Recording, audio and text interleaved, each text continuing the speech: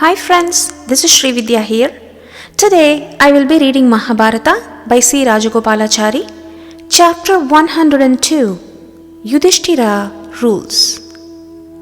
Man pursues madly the object of his desire until it is obtained. When it is in his possession, he is soon satisfied, but he becomes the slave of ever-fresh longings and fresh griefs and finds no peace. Although to fight and to kill his enemies is a Kshatriya dharma, what joy can one get out of power and position and wealth acquired by slaughter and grief inflicted on brothers and near relations? It was this that Arjuna pointed out in his powerful plea before Krishna when the battle commenced. Krishna, in answer, explained the principles of man's activities and the proper discharge of one's duties. But what Arjuna felt and argued had also a great deal of force, and there was more truth in it than appeared on the surface. The Pandavas defeated the Kauravas and became the unquestioned sovereigns of the land. They took up their duties and discharged them according to dharma. But they found not in victory the joy that they had expected. When the Pandavas won and obtained the kingdom, how did they treat Dhritarashtra? Asked King Janamejaya, and Vaishampayana, who recited Vyasa's Mahabharata to the king, tells the story. The Pandavas, with the utmost respect, treated Dhritarashtra, who was plunged in a sea of grief. They tried to make him happy. They did nothing to make him feel humiliated. Gandhari, whose 100 sons had disappeared like dream gold, was looked after by Kunti Devi with loving and sisterly devotion, and Draupadi dutifully ministered to them both with equal respect. Yuddhishtira furnished Dhritarashtra's house with rich seats and beds and decorations and all else that was wanted. He sent from the royal kitchen most dainty and palatable dishes prepared for him.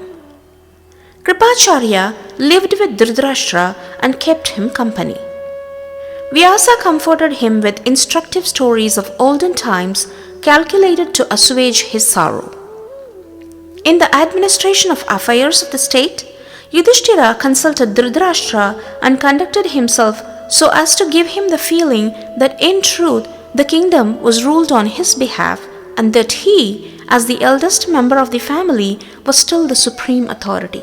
Yuddhishtira was most careful in his speech never to allow himself to say anything to cause pain to the bereaved old man. The princes, who came to Hastinapura from all parts of the world, gave Dhritarashtra the same honors as they did of old, as if he were still the emperor. The women attendants gave Gandhari no occasion to feel her fallen estate. Yuddhishtira had instructed his brothers most strictly that nothing should be done to cause the slightest pain to their uncle who had lost all his sons. The brothers, with perhaps the exception of Bhima, followed this injunction faithfully. Dhritarashtra too conducted himself lovingly towards the Pandavas. He showed no ill will towards them, even as they showed him no unkindness. The Pandavas behaved unexceptionably towards their old uncle. After a time, however, Bhima began on occasions to give cause for offense.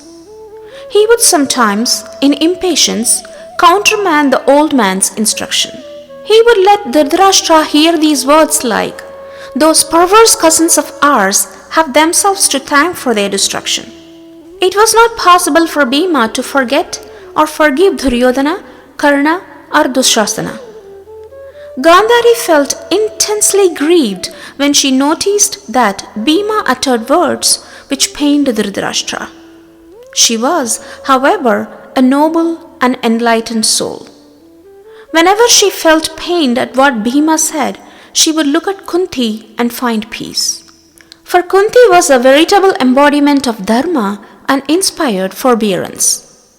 15 years passed in this manner. Friends, this is the end of this chapter. I will see you all in the next chapter.